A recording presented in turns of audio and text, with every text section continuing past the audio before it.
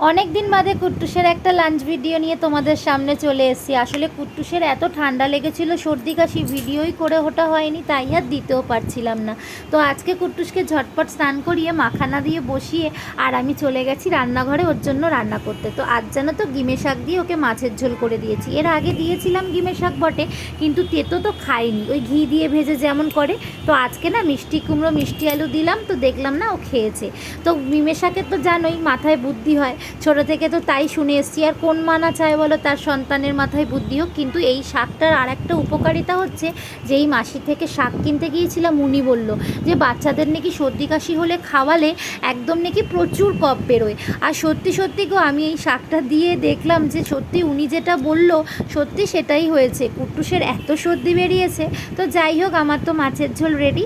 আমার ভিডিও ভাল লাগলে তোমরা প্লিজ একটা লাইক করে আমার পাশে থেকো আর বলো কেমন হলো।